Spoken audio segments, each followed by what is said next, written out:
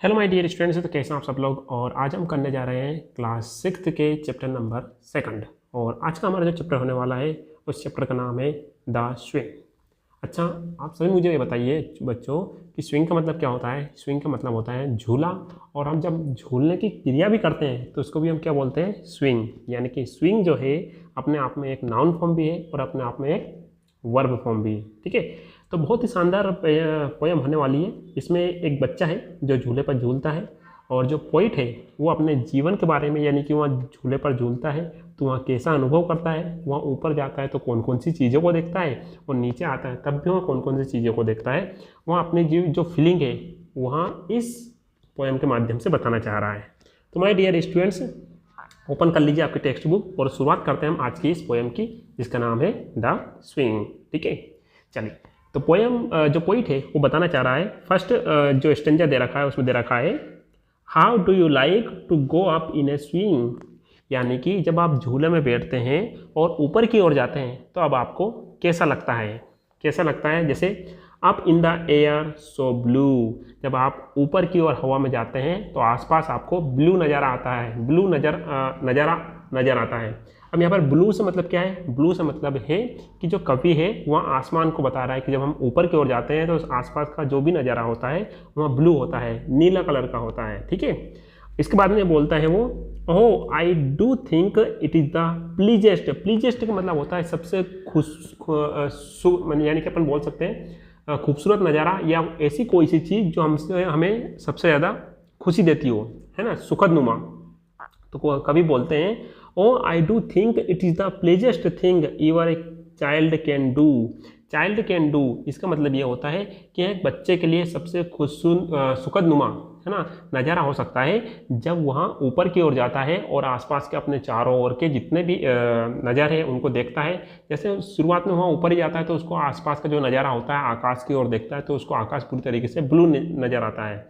लेकिन जब वहाँ ऊपर की ओर जाता है तो उसको और कौन कौन सी चीज़ें नज़र आने वाली है सभी हमको आने वाली पोयम में बताया गया है। ठीक है, तो ये जो एक्सट्रैक्ट है इसको मैं फिर से एक बार रिपीट करना चाहूँगा किस तरीके से बताया कवि ने, कि how do you like to go up in a swing, है ना, यानी कि जब आप झूले में झूलते हैं तो आपको कैसा लगता है। Up in the air so blue, जब आप हवा में ऊपर की ओर जाते हैं तो आसपास का नज़ारा सारा एकदम ब्लू कलर का हो जाता है, यानी कि नीले कलर का हो जाता है। ओह, कवि बोलते हैं, oho I do think it is the pleasantest thing, है ना, ever a child can do. और मैं यह महसूस कर सकता हूँ, मैं यह सोच सकता हूँ कि एक बच्चा जो होता है वह जब झूले में झूलता है और वह ऊपर की ओर जाता है तो उसके लिए यहाँ सबसे ज़्यादा सुखद नुमा पल होता है, क्योंकि वह इससे पहले ज़मीन पर खेला करता था और ऊपर नीचे नहीं जाया करता था। ठीक है, अब जब वह ऊपर जाता है तो वहाँ कौन कौन सी चीज़ों को देखता है, कौन कौन सी चीज़ें उसको नज़र आती है, आने वाली पोएम में हम जो लाइन है उसमें हम देखेंगे। अप इन द एयर, जब वहाँ ऊपर की ओर जाता है, ओवर द वॉल, है ना, यानी कि ऊपर की ओर जाता है तो दीवारों से भी ऊपर जाता है। ओवर द वॉल मतलब दीवारों से ऊपर की ओर जाता है।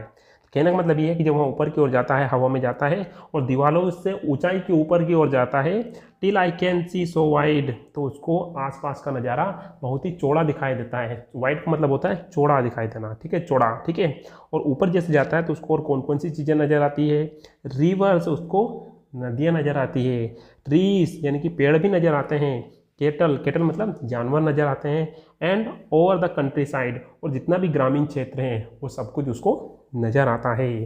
ठीक है, तो पहली 4 लाइन में हमने ये पढ़ा था कि जब बच्चा ऊपर की ओर जाता है तो उसका नज़ारा जो होता है उसको पूरा आसमान नीला दिखाई देता है, और जब बच्चा झूले में झूलता है तो ये उसके लिए बहुत सुखद नुमा पल होता है। लेकिन जब वह दूसरी बार या तीसरी बार जब बार बार ऊपर नीचे करता है तो वहाँ दीवार से ऊपर की ओर चला जाता है, यानी कि आसपास के दीवार की ओर जो होती है, अपने घर की दीवार होती है, इससे ऊंचाई के ऊपर जाता है तो उसको आसपास का नज़ारा बहुत ज़्यादा चौड़ा दिखाई देता है। और इसके साथ साथ उसको नदियाँ दिखाई देती है, पेड़ दिखाई देते हैं, पशु दिखाई देते हैं, और आसपास का जो भी ग्रामीण क्षेत्र है वो सबको देख करके आनंद से, है ना, भर जाता है। ठीक है, लास्ट 4 लाइन में हम देखेंगे, till I look down on the green garden, लेकिन जब वो नीचे की ओर देखता है तो उसको क्या दिखाई देता है ना, उसको ग्रीन गार्डन दिखाई देता है, हरा भरा गार्डन दिखाई देता है, चारों ओर की हरियाली दिखाई देती है। Down on the roof so brown, है ना, और जो छत है आसपास के घरों की जो छत है वो ब्राउन कलर की दिखाई देती है।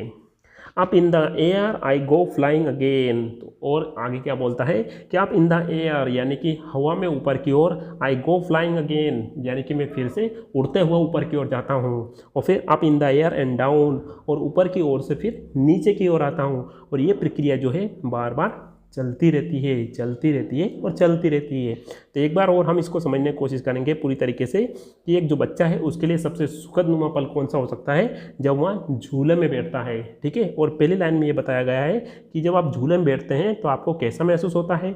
दूसरी 4 लाइन में हमको ये बताया गया है कि जब बच्चा ऊपर की ओर जाता है तो उसको कौन कौन सी चीज़ें नज़र आती है। कौन कौन सी चीज़ें नज़र आती है इसका मतलब ये है कि जब वो ऊपर की ओर जाता है तो उसको आसपास का जो नज़ारा जो रहता है, आसपास का जो एरिया रहता है बहुत ज़्यादा चौड़ा नज़र आता है। और वह जैसे ही ऊपर की ओर जाता है तो उसके आसपास उसे नदियाँ नज़र आती है, पेड़ नज़र आते हैं, जानवर नज़र आते हैं। और इसके साथ साथ उसका गाँव का जो एरिया है, ग्रामीण क्षेत्र है, कंट्री साइड मतलब होता है ग्रामीण क्षेत्र है, वह भी उसको पूरी तरीके से अच्छे से नज़र आते हैं। वह देख पाता है, झूले का आनंद ले पाता है। ठीक है, नेक्स्ट 4 लाइन में बताया गया है कि जब वो नीचे की ओर जाता आता है तो उसको नीचे गार्डन दिखाई देता है। ठीक है, ऊपर से नीचे की ओर आता है। इसके साथ साथ जो छत है वहाँ पे ऊपर की जो छत है वो ब्राउन कलर की दिखाई देती है। ठीक है, और इसके साथ साथ up in the air I go flying, और इसके साथ साथ वो क्या होता है, वह ऊपर की ओर उड़ते हुए जाता है और ठीक उसी तरह ऊपर से हवा से नीचे की ओर आता है।